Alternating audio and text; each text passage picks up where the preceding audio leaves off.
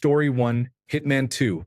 Everyone knows God of War is amazing and many people are playing Red Dead, so Hitman 2's release was somewhat drowned out. If you like games made by developers who care about how enjoyable their games are, Hitman 2 is for you. IO Interactive has even decided to leave in certain bugs and issues because they are fun or funny and fans seem to enjoy them. There are no microtransactions and there is no in-game currency. All items must be unlocked by playing the game. There is time-limited content such as elusive targets, but it is hard to find a more thrilling, anxiety-inducing gaming experience than covertly assassinating someone in a building full of armed guards, where the only thing standing between you and a suit reward is reaching the exit without being compromised. IO Interactive went through a difficult period. They were dropped by their longtime publisher, Square Enix, but did everything in their power to obtain the rights for Hitman from Square Enix so they could continue to develop Hitman 2, because they love the franchise and had promised it to players. They had to lay off many staff and take shortcuts such as not animating some cutscenes in order to finish the game, but they did it. IO Interactive listened to fan feedback and did away with the episodic format of 2016's Hitman. They brought back the weapons briefcase because fans wanted it, even though they had to rebalance the whole game to make it work. They added many features and items requested by fans and even designed maps based on player requests. Whittleton Creek is a clear example. It includes many fan suggestions and is named to echo the franchise's beloved mission, A New Life. The new mission is called Another Life. Hitman 2 is a labor of love and an example of a developer that cares more about its fans than about maximizing profit. They easily could have monetized the content. The inventory screens are designed well for microtransactions, but they chose not to. That may even be why Square Enix dropped them. By Hitman 2, IO Interactive deserves your money and we should reward this business model. Story 2. Yakuza 0 has an awesome story and fun gameplay. In many games, you find yourself wondering why a character would say or do something, but in Yakuza everyone acts logically. I played it right after Horizon Zero Dawn and liked Yakuza much more. Story 3. Subnautica is beautiful, sometimes terrifying, and has a surprisingly great story. It is free on the Epic Games Store through the 27th. Story 4. This thread proves that AskReddit is a better gaming subreddit than the gaming subreddit. Story 5. Return of the Obra Dinn is a murder mystery in which you puzzle out what happened to the crew of a ship that reappears after being missing for years. The music could use work, but overall it is a very solid game. This blew up while I was at work, and I am ecstatic to see so many people love the game. It deserves the praise. Story 6. Beat Saber. If you have virtual reality. Gold edit. Thank you, kind stranger. Story 7. Dead Cells. There is a reason a small roguelike side-scrolling game won Best Action Game at the Game Awards. It is amazing and addictive. Story 8. Hitman 2 looks like it's going to be a sleeper hit again. It's an amazing game, but the learning curve is a bit steep for people who don't like to play the same level multiple times. Once you've figured out the mechanics, you really feel like a hitman. Story 9. I am going to say Divinity Original Sin 2. It is a different style of game compared with most big titles, but it is one of the most fleshed out games on the market, with a great story, fun combat, meaningful decision-making, and phenomenal replayability. Story 10.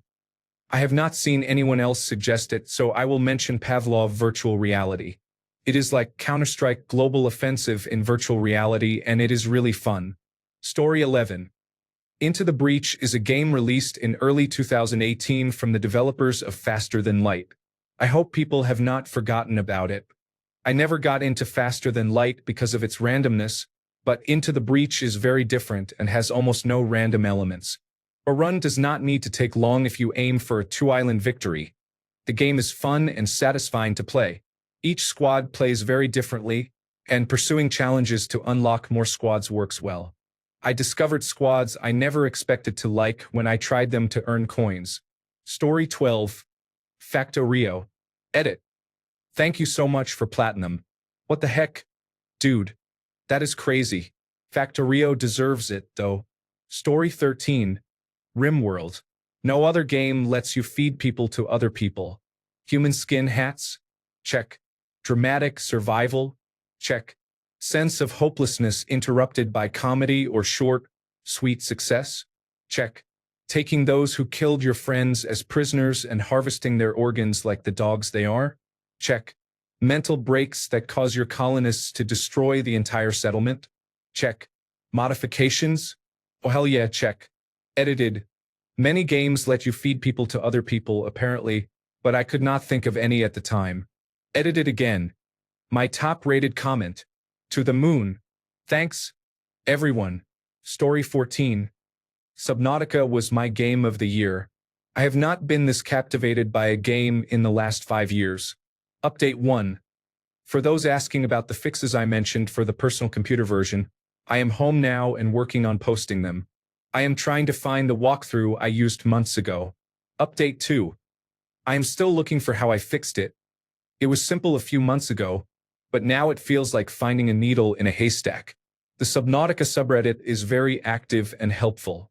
Update 3. I am sorry I cannot find the specific fix I used. There are fixes for many issues. For glitching and frame rate problems, many people report that switching the game to windowed mode and then back to full screen fixes many problems. Making sure your graphics drivers are up to date also fixes many issues. Update 4. The pop-in fix for the personal computer version was posted by Reddit user Kamikorv. Thank you to Reddit user Kamikorv. Story 15. Most of my favorites for this year were already mentioned, so I want to give a shout out to a game that surprised me. It is an indie game called Crosscode. It is a 16-bit, top-down action role-playing game with heavy inspiration from A Link to the Past. It is one of those games where you can feel the developers put a lot of hard work into it. I recommend giving it a try, because the game is written in Hypertext Markup Language 5. A demo can be played in a web browser on the developer's website. Story 16. Super Edit. I have 900 hours in the game because early access exists. You should check out Kenshire. I am not kidding, this game took 12 years to make and was released a couple of weeks ago. The map is the size of the Isle of Wight. It is a real sandbox and you can play whatever kind of game you want. Farm cactus and make rum. Set up a world-class weapon production house. Make and sell clothing, hashish, or bandanas. Build a town. Roam with a band of tame goats. Fight the Holy Empire. Free slaves. Buy slaves. Capture people and sell them as slaves. Journey through some of the most imaginative and gorgeous terrain I have ever seen. I have well over 900 hours in it. It is a masterpiece. Bonus trivia. In the swamps you will run across villagers selling drugs and fish, the two most common local products. It is the only game I have seen where walking past a non-player character can prompt them to call out, "High on drugs? Buy some delicious fish." Edited to add. There is early access and beta versions, for anyone who thinks I might be pretending I played 900 hours in the last 2 weeks. Final edit. Apologies if I did not get around to answering your question. I had hundreds and I turned off inbox replies because many people do not understand early access and are very upset that I really like this game. The game is great. Check some of the replies others have left. There are some good people in this thread. Party on, dudes. Story 17. Spyro Reignited was so much fun, and Shadow of the Tomb Raider was too. Story 18. Hellblade. Senua's Sacrifice. This is not a game. It is an experience. Story 19. Oxenfree. It is a platformer with suspense, mystery, and supernatural themes. It is not difficult to play, but the story and artwork are excellent, and I could not put it down until I finished it. The playthrough is about 5 to 6 hours. Edit. Wow, my first platinum. Thank you, kind stranger. Story 20. For personal computer players, Squad and Postscriptum. Squad is heavily reliant on intercommunication between squad members and other squad leaders, so tactical coordination is necessary. Matches support 40 versus 40 players and take place on maps that span several square kilometers. Individual matches can last hours as teams fight back and forth over objectives. The game is built on Unreal Engine 4. Version 12, released recently, added tanks to an already extensive roster of vehicles, including transport trucks, logistics trucks, armored personnel carriers, Bradley fighting vehicles, and mine-resistant ambush-protected vehicles. Helicopters are arriving soon. Weapons and sound design are highly realistic, producing some of the most authentic gunplay in a video game. Postscriptum delivers everything great about Squad but set in World War II, focusing on the Operation Market Garden campaign. Story 21. The story is great. The art style is beautiful and the soundtrack is excellent. I really felt like Spider-Man. Story 22. Hitman 2 looks great and plays smoothly. It includes all the levels from the previous game along with new features. It is fantastic. Story 23. Kingdom Come Deliverance. I am still amazed it happened. It is a mostly historically accurate, character-driven role-playing game set in medieval times, without Python-esque cliches, with impressive graphics, enjoyable gameplay, and an incredibly relaxing pace. A game like this could easily have appealed only to a niche audience, but Kingdom Come is a great role-playing game in its own right. It is disheartening that the hype has already died down, because it deserves more attention. Story 24. This year I beat Chrono Trigger for the first time. I had been waiting for a few years to get an actual Super Famicom to play it. A remake of Katamari Damacy came out for the personal computer a couple of weeks ago, and Namco did not announce it. If you did not play it when it came out on the PlayStation 2 and have no idea what I am talking about, stop what you are doing and go play it. There is literally nothing like it. I'm about halfway through Fire Emblem, Path of Radiance on the Nintendo GameCube, emulating it with the Dolphin emulator. It is Fire Emblem. If you like tactical role-playing games, you will like it, but you have probably played Fire Emblem if you are into those games. For those who do not know, it is where Ike from Super Smash Bros. Comes from. Dusk finally came out and it is amazing. It is a first-person shooter made like it is 1996. It is super fast-paced, you carry tons of weapons, kill cultists, and use keys to get to places. It is really good, and I have not heard anyone talk about it since Clint from Lazy Game Reviews mentioned it a few months ago. I have put a bunch of hours into Monster Hunter World since it came out in August. If you have never played a game in the Monster Hunter series, go give this one a try. It is basically Monster Hunter but with better graphics and none of the bullshit. It is a bit lacking in content compared to other games, but so far Capcom has been updating it to get it on par with consoles, and there is an expansion coming out next year. This is probably my game of the year. It is not easy for a game to make me spend hundreds of hours on it. I usually get bored, but bashing monsters' faces with my friends is a ton of fun. Story 25. Super Mario Bros. 2. Baby. Still the king after all these years. Story 26. Old school RuneScape, especially now that it is available on mobile. Story 27. I can never recommend Hellblade enough. No matter what year it is still an experience worth playing. Story 28. Forza Horizon 4 is the first arcade racing game I have genuinely enjoyed since the original Need for Speed. Most Wanted. Story 29. Beat Saber. Virtual reality has really come into its own in 2018, but Beat Saber scratched an itch that has persisted since the death of the rhythm music genre last generation. Imagine standing on a tower in a Tron-like world with red and blue cubes hurtling toward you to the beat of a pumping electronic dance music soundtrack. Your job is to hit them at the right time and in the right direction with the lightsabers you are holding in your hands. I initially played it on PlayStation Virtual Reality, then bought an Oculus Rift so I could try the custom songs made by the modding community. It is a real workout, especially on the harder difficulties. One of the best custom songs on the personal computer version is Believer by Imagine Dragons. Story 30. Monster Hunter World. Dark Souls and Bloodborne-ish style punishing combat against giant, beautiful, unique monsters. Edit. I want to clarify a couple of things based on some of the comments. 1. I am saying that Monster Hunter World has Dark Souls and Bloodborne-ish combat. The ish means it holds similarities but is not the same. Both are action role-playing games with a focus on tough boss fights. In both games, your moveset comes from your weapon choice rather than class selection, and instead of unlocking more abilities as you level up, you learn the nuances of the weapon you are using. Combat in both series is slower and more deliberate compared with most other action role-playing games on the market. Button mashing will get you nowhere and is completely unsatisfying. Instead, both games use a stamina-based system where timing, positioning, and countering are necessary and rewarding. 2. Yes, I know the Monster Hunter games predate Dark Souls. Some people seem upset that I would use Dark Souls to describe Monster Hunter combat because the Monster Hunter series predates Dark Souls. That is not the point. Most gamers know what Dark Souls combat is like. Monster Hunter was less familiar to many players until Monster Hunter World made the series more accessible.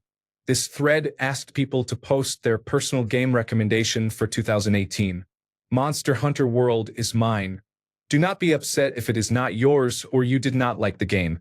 Much of the criticism seems to come from Dark Souls fans who are disappointed that this game is not Dark Souls with a different skin, or from veterans of older Monster Hunter games whose expectations have not been met by Monster Hunter World or who think a few hundred hours of content is not enough. My recommendation is that people learn a little about what they are buying before they complain that it is not what they wanted. No one is being forced to buy it. Story 31. Dragon Quest XI felt as though it had flown under the radar compared to other games this year, but it really scratched the role-playing game itch I'd had for a while. Good story, fantastic graphics, and classic battle mechanics reminded me why I love the series. God of War was a very close second. Story 32. Dusk. If you love old-school Doom, Duke Nukem, Marathon, or even Doom 2016, you should pick this game up on Steam. 5 out of 5. It's a masterpiece. It was released a few days ago. It has 3 chapters, similar to how the original Doom had multiple chapters, lots of secrets, and secret exits leading to special stages. You will not regret buying this game. I picked it up for $16.66 on Steam. It also has bunny hopping and strong speedrun potential. Story 33. Hellblade. Senua's Sacrifice.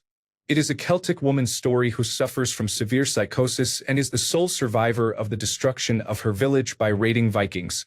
If you have ever had suicidal thoughts, suffered from depression, or you or someone you care about has diagnosed or suspected psychosis, you absolutely need to play this game. Not only to understand the creeping, seemingly unbeatable darkness within many of us that we fight every hour in our real lives, but to help yourself or someone you love find a way out through understanding the experience and finding strength in yourself. Be prepared to speak English well because turning on the subtitles for this game is strongly discouraged. There are so many sources of voices that it is impossible to subtitle them all, and written, linear subtitles are not appropriate for this experience. You have to let the voices, the whispers, the screams surround you, become part of you, and immerse yourself in the inescapable nature of it. Having your attention focused on a reliable spot on the screen where you know text will appear gives a minimal sense of safety you do not want while experiencing this game. It is beautiful, disturbing, heartwarming, horrifying, gently touching the soul and terrorizing it to the core. Perhaps the most important game the industry has ever produced, right next to Nier Automata. It is a cinematic masterpiece with carefully and thoughtfully handled camera and sound design that play a crucial role in allowing anyone to experience the desperation, isolation, pain, and hopelessness of the mental state many suffer from in the real world, like Senua in the game. Through these tools, it teaches empathy, compassion, strength, love, and communication in a fantastic story that stands on its own. AAA quality, and by no means an artistic niche game that is not for everyone. It is for everyone. It was made so that everyone can play it to help make the world a better place. It is not horror by any means. I cannot even take the stress of Doom 3, but I had no problem going through Hellblade in 2 sittings, about 7 to 8 hours overall. It will get under your skin in a very different way and will disrupt your sense of reality within the game at times, which is the point. This is a real experience for real people out there. All I can say without spoilers is do not worry. There is a way out from your darkness too, and you can find it. Believe me, if I could, you can. No, you will. Play it alone. Play it in the dark, and I cannot stress this enough. Use headphones. Thanks a bunch for sticking around till the end of the video. Remember to subscribe, and until next time, stay awesome and goodbye.